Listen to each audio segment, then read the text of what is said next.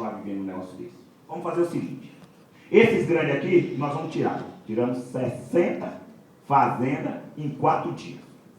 60 empresários em 4 dias. Nós Tupinambá da Serra do Paris. E se for pegar até a Olivença, que os outros caciques tudo reagiu também, foi 200 e poucas fazendas tiradas em 4 dias. Fazendeiro da região. Fazendeiro pesado. Bem grande. Então, o que ocorre? Nós pegamos e falamos, não, vocês é diferente.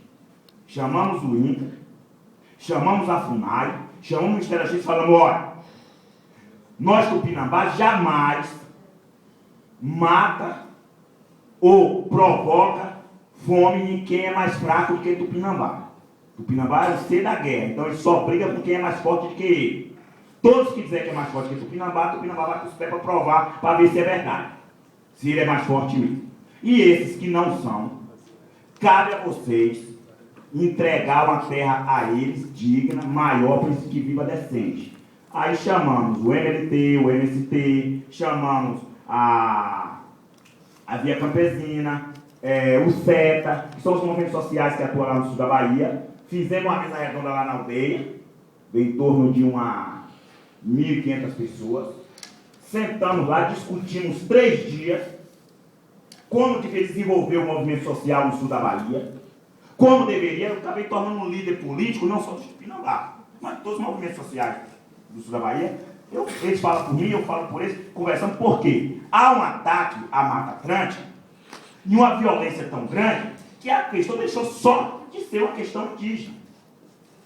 Passou a ser uma questão da sociedade brasileira. Para vocês terem noção, desculpa eu estar me prolongando, mas vocês precisam ter noção, só resta no sul da Bahia 400 mil hectares de Mata Atlântica. Aonde, se nós queremos continuar vivos no futuro, ela tem que ser preservada imediatamente, porque de lá está as fontes dos medicamentos que vão curar nossas doenças no futuro, as que vão surgir. Se elas for cortadas para plantar eucalipto, aonde é que nós vamos encontrar essas árvores? Se ela for cortada para plantar café, e aí?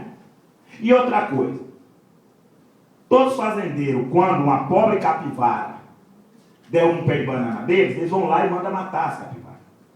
Quando os catitu comem um pé de mandioca ou qualquer coisa, eles mandam matar.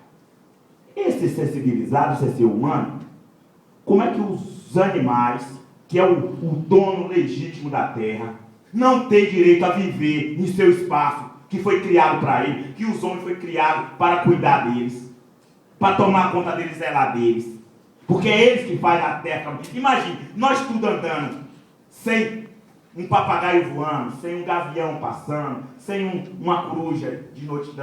Imagine, como seria feio esse mundo, seria horrível, sem nós ver nada, sem ver uma paca andar, sem ver uma cutia. Pô, é um mundo, eu não consigo imaginar um mundo sem isso.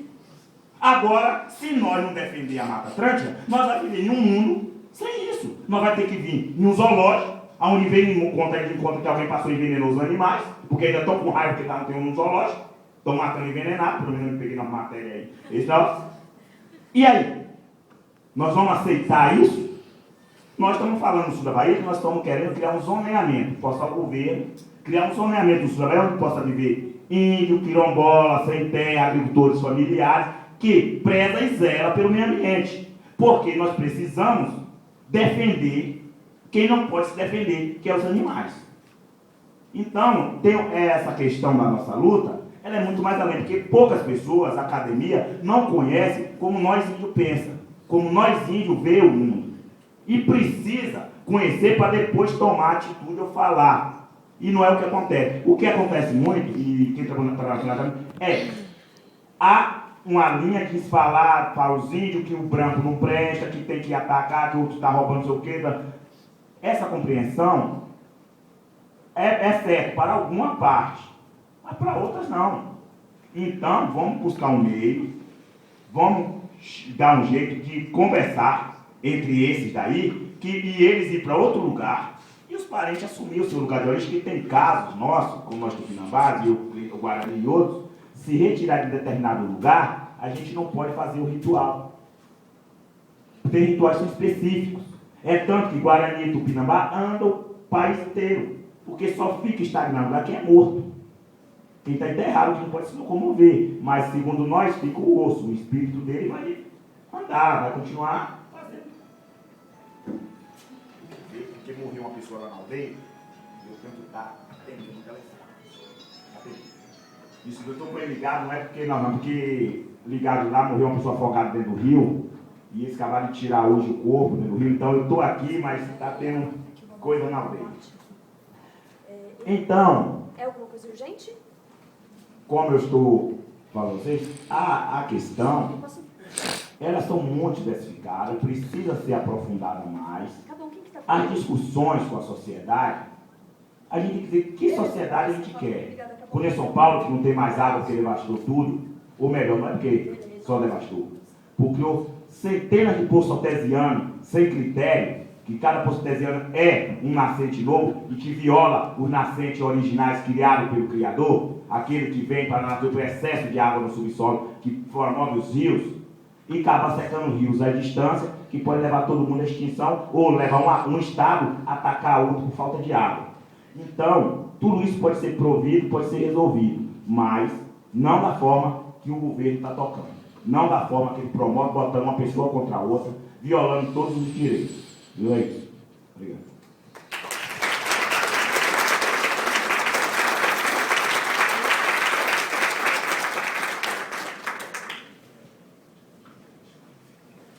Bom, eu queria comentar algumas coisas em cima do que o Babá falou e depois voltar para as perguntas, né?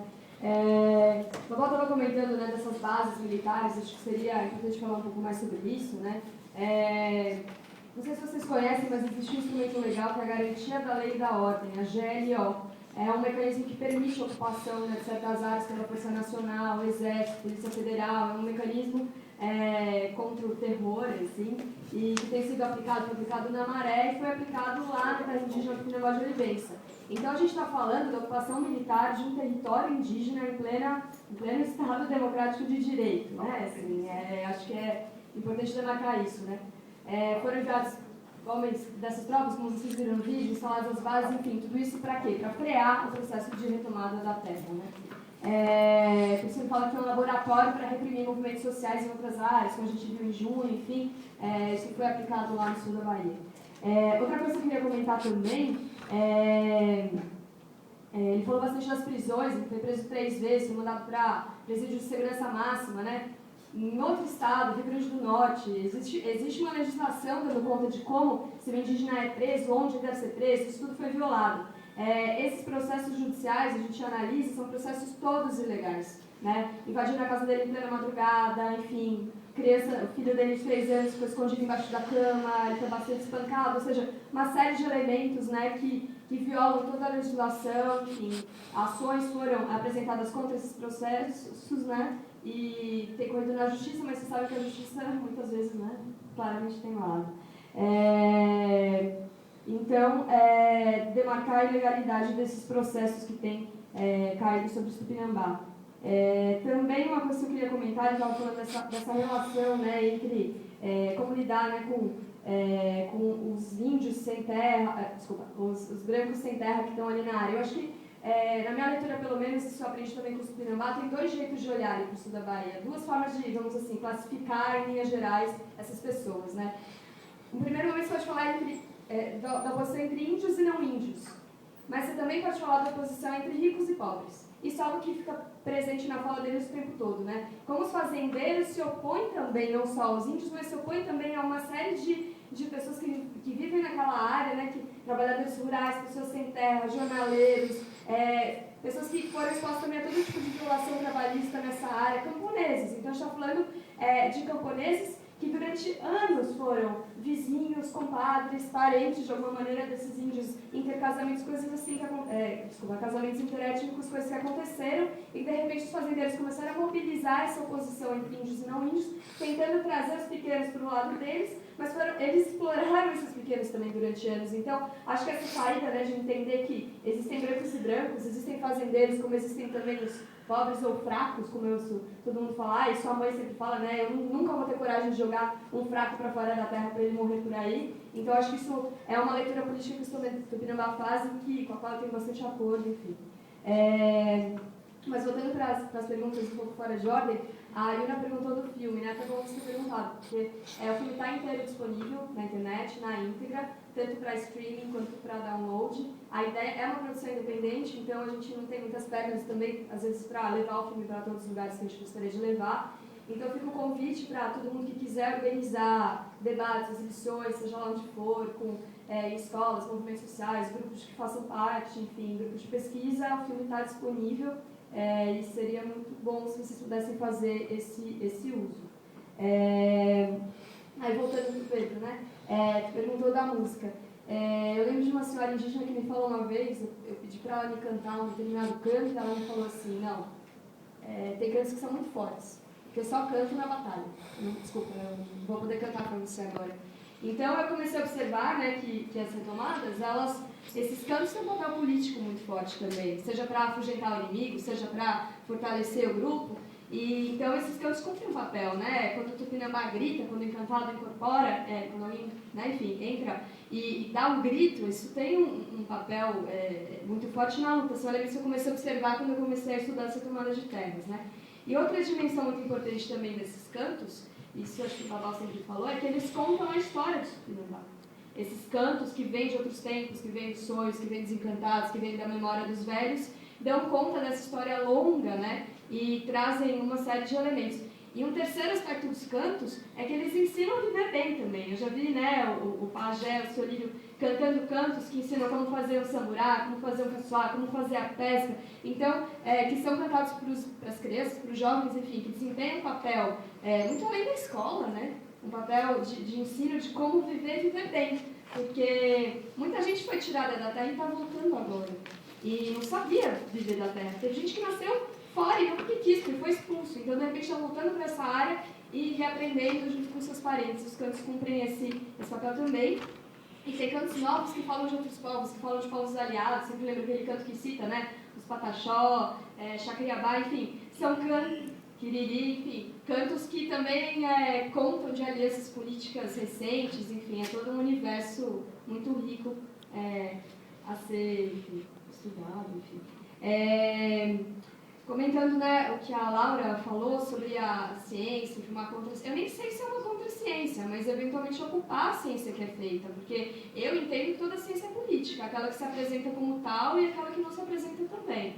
Então, muitas ferramentas de descoberta, né, podem ser usadas e devem ser usadas para amparar ou para visibilizar a luta desses povos. Isso foi algo que eu tentei fazer.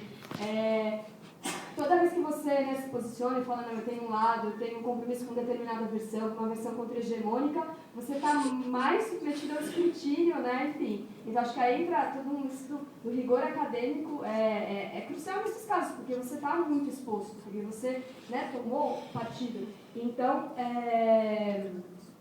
uma série de elementos, métodos bastante tradicionais da academia serviram para a gente nesse caso, assim, fuçar em arquivo, encontrar aquelas fotos do Dr. Almeida, essas imagens em arquivos ali dos municípios, da sede de municípios vizinhos, que os Tupinambá não conseguiam acessar por conta do preconceito, do acerramento dos ânimos, eu como branca podia. Então, recuperar essas figuras que estavam lá dentro dos arquivos e devolver isso para eles, assim, para ser ensinado na escola, para eles se apropriarem de coisas que estavam dispersas em arquivos, bastante, não tem nada muito inovador, mas que vem junto com um comprometimento com uma luta política do povo. Eu acho que isso é o que norteia, né? Voltar para essas crônicas e ler, eu lembro que foi escrito sobre como os Tupinambá viviam, né, no Império, enfim, uma série de elementos assim, bastante, enfim, nada muito novo, mas que com essa baliza de qual é o norte, sei lá, qual é o horizonte dessa pesquisa, né? Como ela vai ser apropriada por esse grupo, enfim.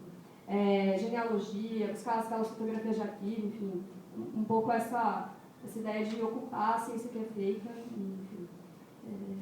Não sei se pode ser chamada de uma contraciência. E acho que na arqueologia também, né? Tem de um lado a arqueologia de contrato, mas eu conheço algumas pesquisas de arqueologia que têm sustentado e dado elementos para comprovar a ocupação de determinados grupos que tinham a sua pertença territorial negada, né? Então, acho que a ciência está em disputa, e isso é bastante bom. O Hugo comentou, né, da alegria, assim, com o filme termina, enfim, o sorrisão da Glicéria no final, assim. Eu acho que o que mais me impressiona no caso do Pinambá, me impressionou desde o começo, não é tanto, também é a força da repressão, né? Unhas arrancadas. Teve, na época do Marcelino, o indígena teve a sua orelha decepada, os volantes policiais estavam indo buscar dele. Você vê as pessoas que sofreram choques elétricos, tudo revolta. Mas quando você vê também que esse grupo está resistindo nessa terra há décadas, e com uma força capaz de retomar 70 fazendas, manter a posse dessas fazendas durante 11 anos, a primeira retomada foi em 2004. Isso tudo é o que me impressiona mais. Porque é uma relação de forças altamente desigual, e mesmo assim eles conseguiram fazer isso. E sorrir. Então isso é algo que eu fico assim, às vezes até, poxa, tá esquisito. Assim, eu ligo pra lá e eles estão rindo. Assim, pô, a polícia tá aqui. Assim, não é o meu registro, mas é o deles. Então, por isso que não é à toa esse filme se chama Retorno da Terra, e é o nome da minha dissertação de mestrado também. O retorno da terra, que é o retorno dos vivos, dos mortos, dos encantados, dos parentes dispersos, isso é algo que é muito bonito, é uma luta muito bonita, e isso me mobiliza bastante.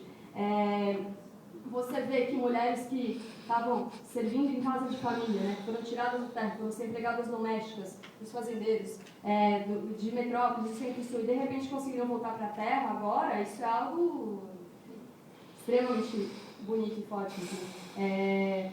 Ver 4 gerações da mesma família pela primeira vez estão conseguindo morar juntas, porque estavam todos espalhados pelo mundo, e de repente você tem uma retomada de terra que possibilita as pessoas estarem juntas, é algo que a gente tem visto lá, as profecias, uma coisa que a gente não teve tempo de falar, são muitas coisas, mas haviam profecias sobre o retorno da terra, né? Que o avô, que o bisavô, do babá, muitas pessoas faziam, e de repente essas coisas estarem sendo cumpridas, memórias dos velhos estarem sendo acionadas agora no marco de um processo político, algo bastante bonito. Então, para mim, essa é a tônica do documentário. Essa não quer dizer que terminou, né? Vamos voltar. A portaria declaratória dessa terra indígena não foi assinada, né? Está lá na mesa do Ministro da Justiça. O processo lá não acabou, tem muita coisa ainda para ser feita, mas o vigor da luta deles é inegável. Deixa eu ver se tinha alguma outra coisa que eu esqueci. Eu acho que, por enquanto, era isso.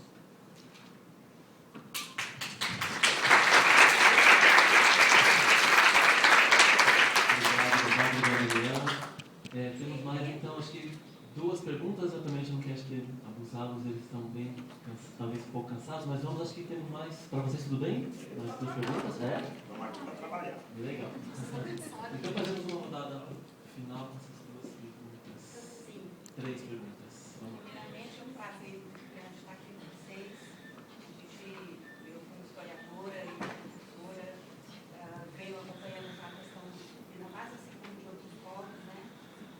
Esse mês, Brasil, nós temos 305 etnias, né? Segundo o IBGE de 2010, dessas 305, praticamente todas têm alguma questão relativa à retomada de terra, né? À declaração, né, do ser indígena.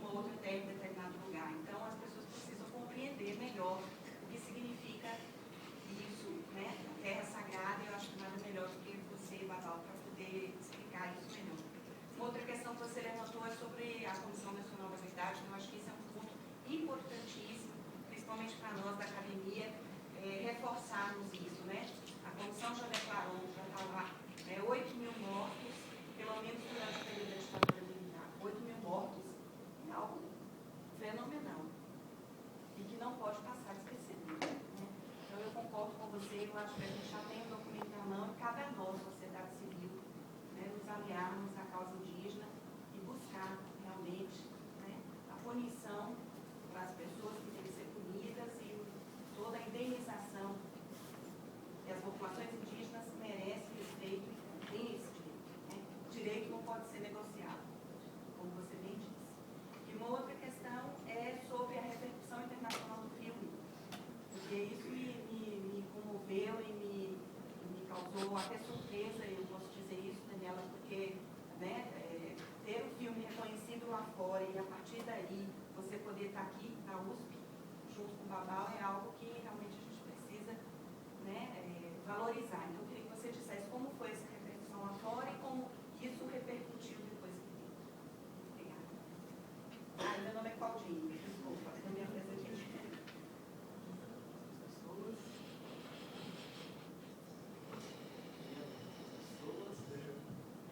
Oi? Então vamos lá. Vocês dois e distinção. Meu nome é Bruno, eu sou estudante de antropologia aqui, advogado, eu tinha uma pergunta para você, responde vários processos, né? Eu queria saber de que pé que está isso, como estão essas apurações para você e tal, se quiser contar um pouco como está a situação. Se foi vários mandatos de prisão de você, expedidos, alguns cumpridos.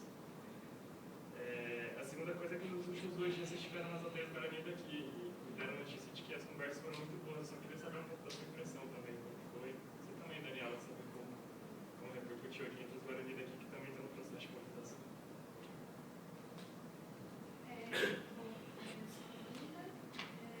Vou começar primeiro fazendo um breve comentário sobre a questão do canto também. Só dialogando um pouco com a fala da Dani, eu acho que tem uma dimensão do canto que tem a ver com contar a história, mas que vai também um pouco além disso, que é demarcar o ponto de vista de vocês. E isso, como resistência política, acho que é muito forte. Isso, para mim, está muito claro no canto final, quando vocês afirmam que foi Cabral que invadiu, né, a terra do povo. E em relação às perguntas que eu queria fazer, são duas só. Uma é que fica muito claro no documentário, nas falas do Cabral, como é que esse processo ele é rico, ele é complexo, ele remonta desde muito tempo. E aí eu fico me perguntando se existem, vocês estão pensando em desdobramentos para esse filme, no sentido de fazer algo mais complexo, maior, e a segunda pergunta, mas também exige um breve comentário, um breve comentário de vocês sobre quais são as perspectivas em relação aos processos de luta, terra, na situação colocada agora com as propostas do Lima Calheiros, né, que afetam, tem uma especificamente sobre a demarcação de terra, mas tem outras também que facilitam a ação de empresas privadas, das PPPs, que acho que vão afetar também as terras indígenas de maneira indireta. É um comentário sobre isso.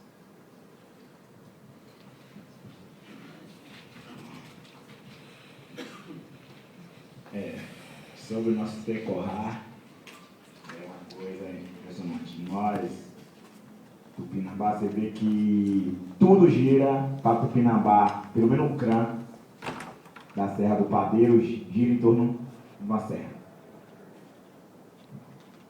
Pois, a serra, para nós, as pedras, existe nas pedras o segredo da origem da vida. Isso é uma questão que vai muito além. E determinadas pedras em particular, como a Serra do Padeiro, ela, além de representar a origem da vida para nós, ela lá guarda todo o nosso conhecimento e nossa ciência. Lá vive nossos encantados, que às vezes nós chamamos o nosso altar sagrado, a nossa serra. Ela não pode ser violada. Ela não pode estar por aí no pico do Jaragá com aquela mão de antena em cima. Ela não pode. Então, nós Tupinambás luta pelo território. Não é capaz de morrer todos ali em torno da serra para ninguém botar uma coisa daquela em cima da nossa serra. Porque, como eu falei, a questão ela é além. Ela transcende a questão. Nós tupinambás, para nós, como ser vivo sobre a Terra, nós representa 80% de matéria, ou 20% de matéria, 80% para nós é espírito. E nós temos que cuidar muito bem de onde vai parar o nosso espírito. Porque a nossa carne, ela é mortal. Ela passa, então ela pode sofrer, porque ela vai acabar. Agora, o nosso espírito não pode ficar no sofrimento, porque o sofrimento eterno é tempo demais. Ninguém sabe o que é. Quando o eterno é eterno. Então, a gente tem que cuidar muito bem para onde vai ficar nosso espírito. Então, nós índios, quando nós lutamos pela terra, ela é muito, além de muitas coisas que parece somente direito a comprar, vender ou morar porque vai plantar alguma coisa. Não é isso. Ela está além de tudo isso. Claro que ela vai gerar alimentos, claro que ela vai prover algum